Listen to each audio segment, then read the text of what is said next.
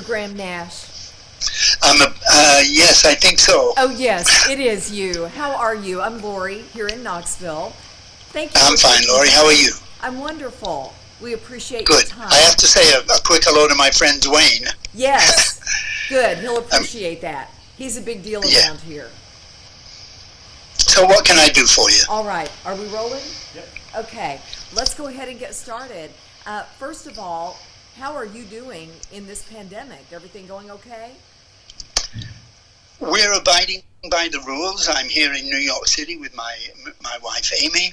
Uh, we're doing very well. We have played by the CDC rules for the last 16 weeks inside, and I've been out maybe less than a half a dozen times after that. We're still creating. I'm writing a lot of music, and Amy, my wife, is an artist, and she's in the studio creating too. So we're doing very well. We're very privileged, and incredibly lucky. I mean, there are people in this country that don't even have a home to go to. So I do realize how lucky I am, but we are trying to take care of ourselves and do the right thing. Well, we appreciate that, and you're an inspiration to other people, so thank you for sharing that message. And we want to talk to you about Everly Park and the reason you decided that you would accept the invitation to be the honorary chair. Um, Tell us about the influence of the Everly Brothers on you. I have three quick stories. Here's the first one. 1962, the Everly Brothers came to play in Manchester, I'm from Salford, which is a small district outside of Manchester, but they were coming to play in Manchester. Unbelievable. The Everly Brothers, 1962. Me and my friend Alan Clark, who were singing together since we were 6 years old, decided that not only would we go see the show, but we would go and try and find them.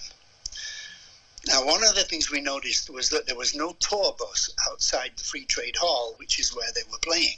So we knew that they weren't going to finish the show, get on the bus, and drive to the next city. So we also knew that the best hotel in Manchester, the Midland Hotel, was only 100 yards away, and that's probably where they're staying. Me and Alan Clark, after the show, we go and we wait, and we wait, and we wait. It's just before 1:30 in the morning. We had missed our last bus home. It was kind of drizzly and cold.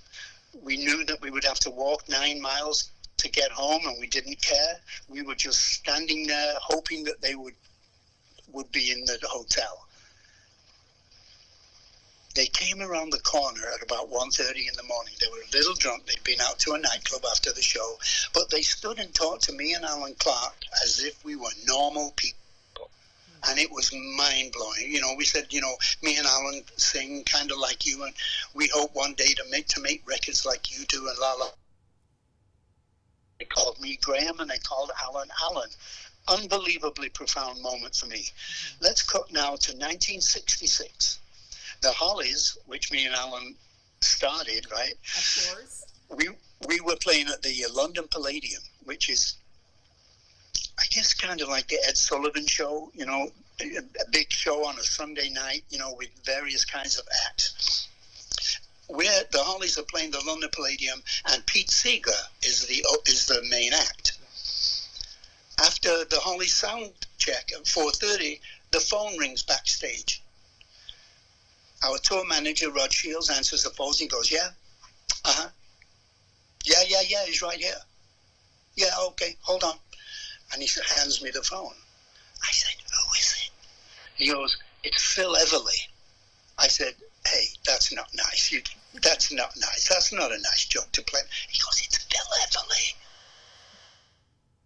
I pick up the phone, I go, "Hello?" And he goes, "Hey, Graham, how you doing? It's Phil." And of course I recognize his voice instantly.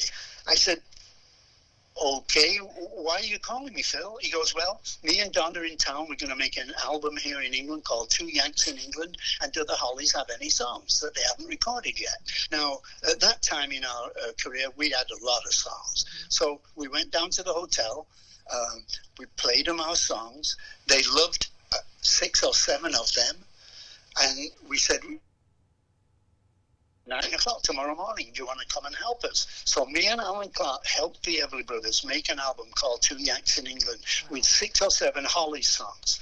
On that album was a man on piano called Reggie Dwight, who of course later became Elton John, Sir Elton John, by the way. And on guitar was Jimmy Page, and on bass was John Paul Jones. That was the album. And me and Alan, right. So now let me cut to 1992 in Toledo, Ohio. CSN are going to play at a hall. We got there the day before just to make sure we could. Rings in my bedroom. Very unusual. I pick it up. I go, hello? He goes, hey, Graham, it's Phil. I said, okay.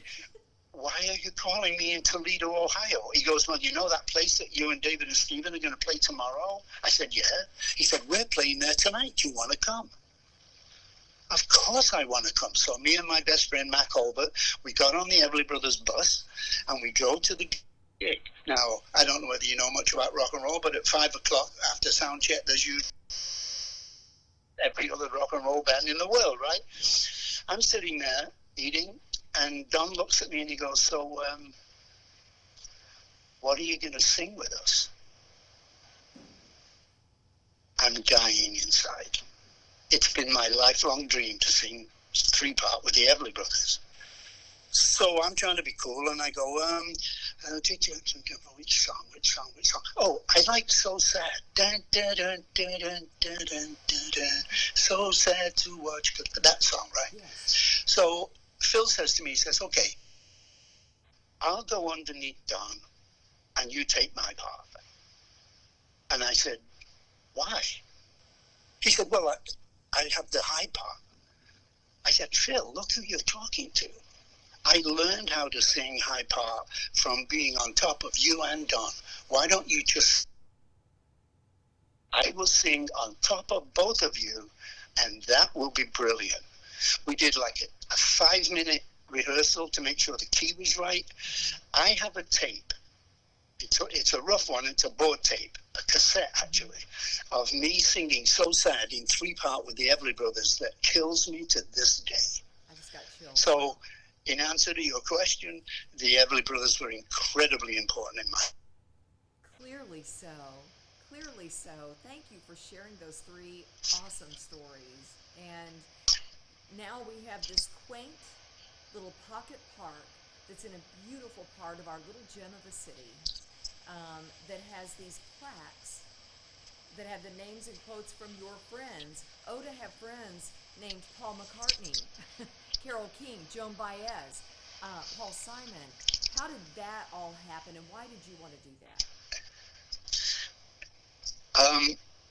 I was playing at the Bijou Theatre in Knoxville one day, and Dwayne, our dear friend Dwayne, came to meet me after the show, and he was mentioning an idea that he had that you know, because the Everly Brothers spent so much time in Knoxville, you know, in their earlier age, you know, on the radio with their mother and father, la, la, la, la, la, we all know that. But he had this idea that it would be fantastic if we could do a little, like, honorable park for them, you know, and we have a little space, but, you know, I don't know. So I told him I would help him any way I could. He said, well, one of the ideas is to, you know, make these little cement plaques with a quote from famous people who were influenced by the Everly Brothers, as most people in rock. So I said, that's an interesting idea. Let me think about that. So I talked to my friend Keith Richards. I talked to Paul McCartney. I talked to Paul Simon. I talked to Carole King. I talked to myself. I talked to Brian Wilson. And we got them all. And it looks like Dwayne showed me a photograph of a couple of the plaques, and they do look fabulous. And it's great that the city of Knoxville is smart enough to honor the Everly Brothers like this.